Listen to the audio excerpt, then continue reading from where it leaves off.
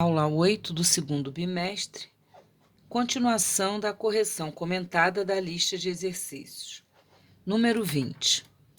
Ligue a figura do sólido geométrico à figura que lembra sua planificação. Aqui temos o desenho que lembra uma pirâmide de base quadrada. Sabemos que a pirâmide ela possui faces laterais triangulares e, nesse caso aqui, a base é um quadrilátero. Ora, dessas figuras aqui, a que lembra a base quadrangular e as faces laterais abertas, né? Tudo planificado é essa figura aqui. Então, a gente pode ligar a pirâmide de base quadrangular a esta planificação.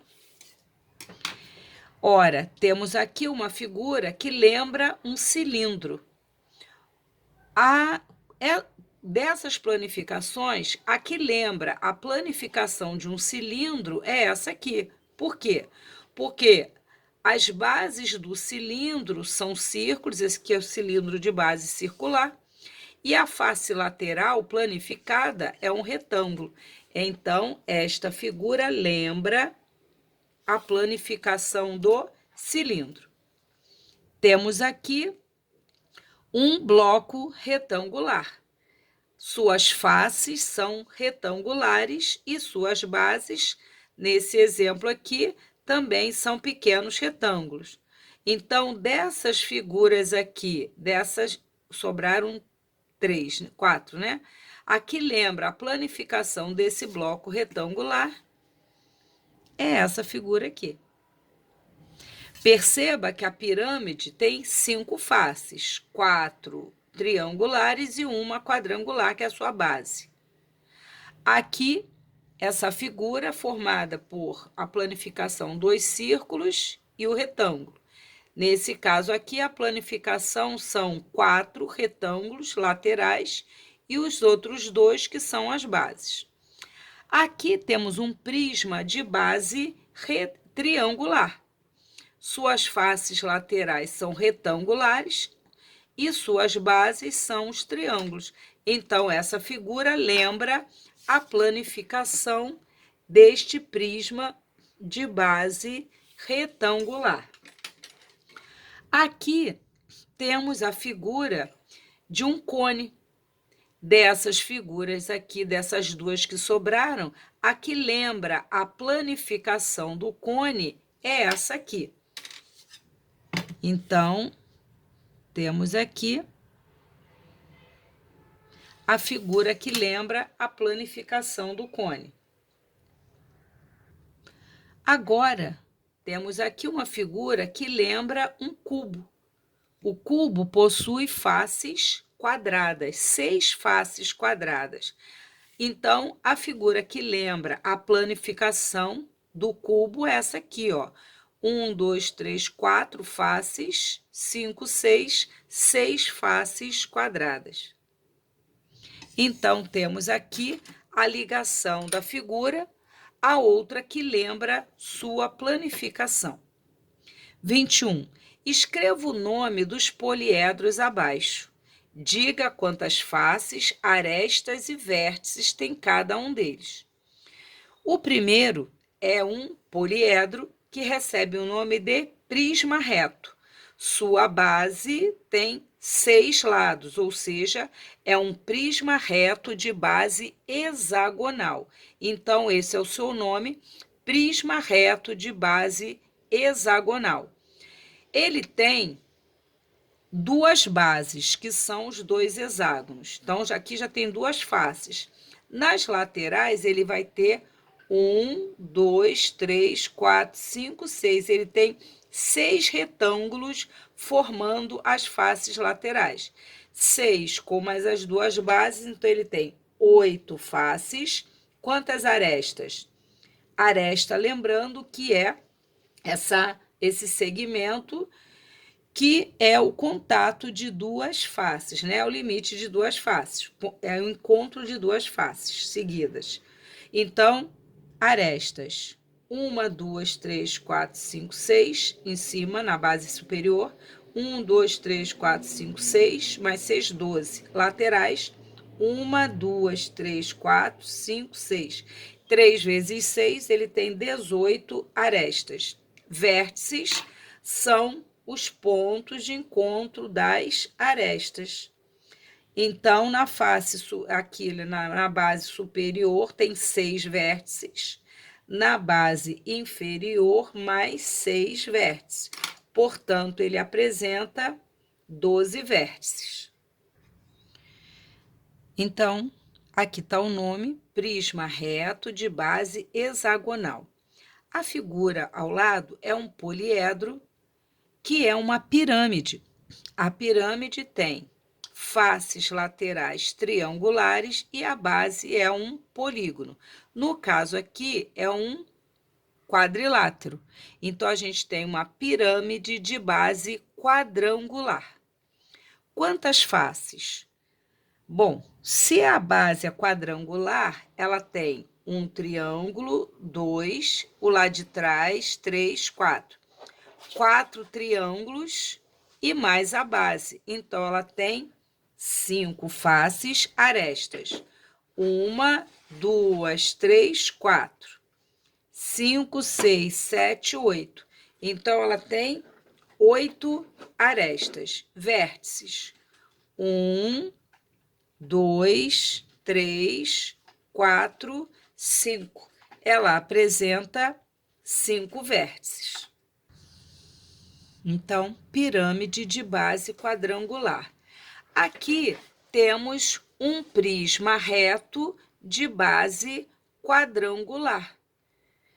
Quantas faces? Ele apresenta lateralmente 1, 2, lá atrás 3 e aqui na lateral 4.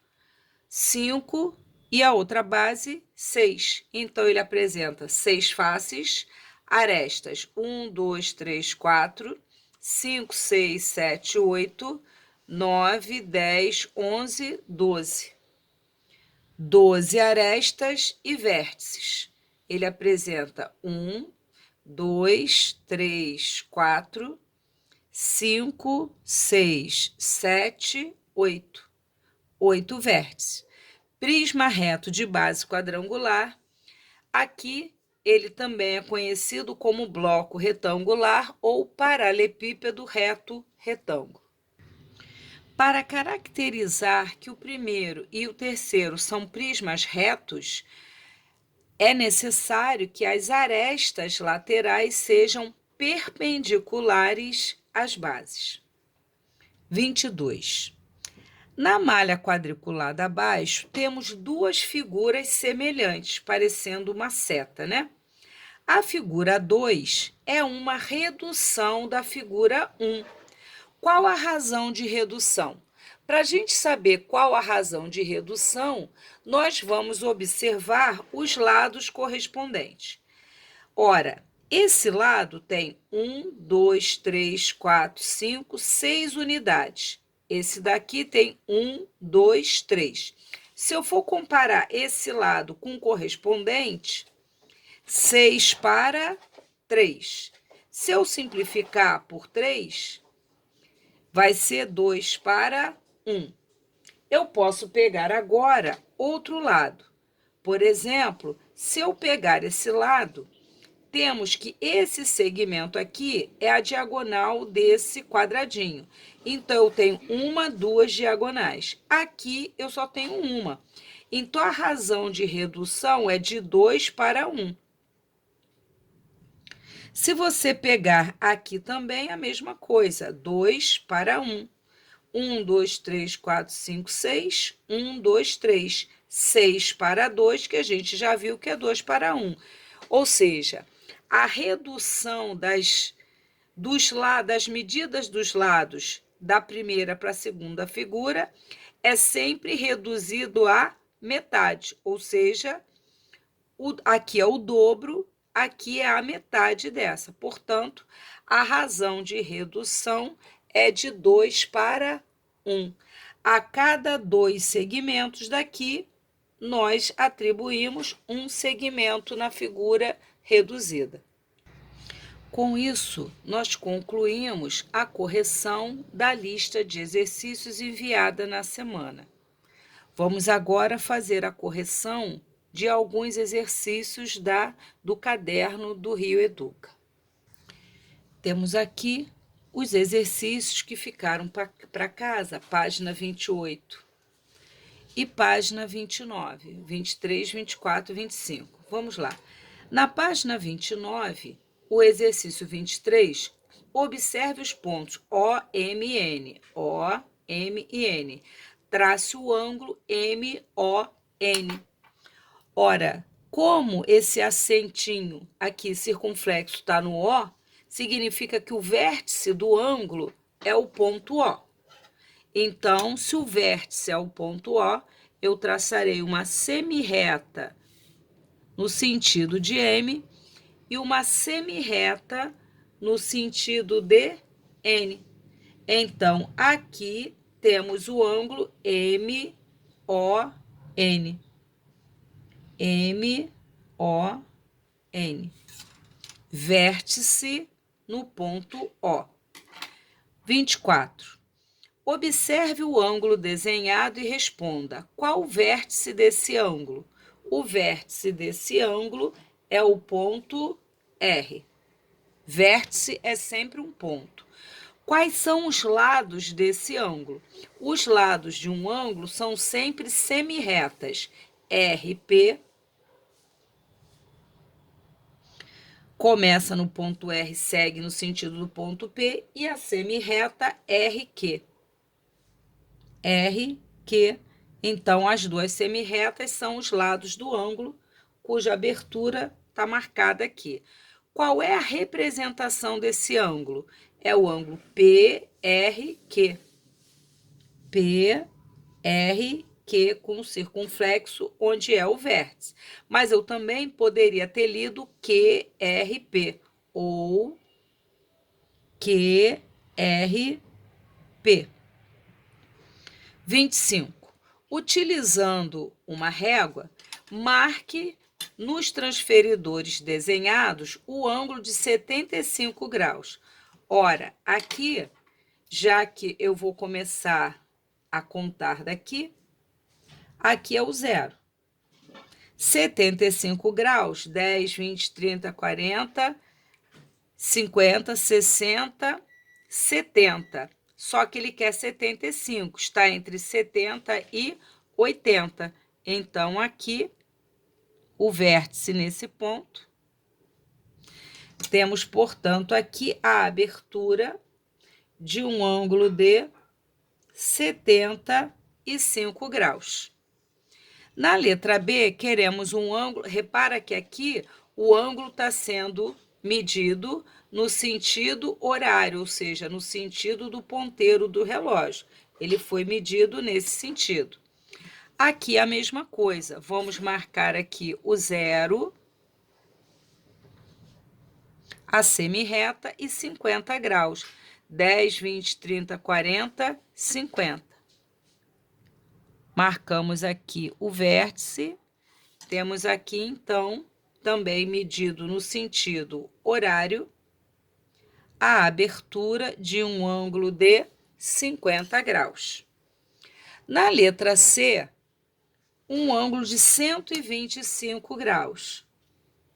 Temos aqui a semirreta.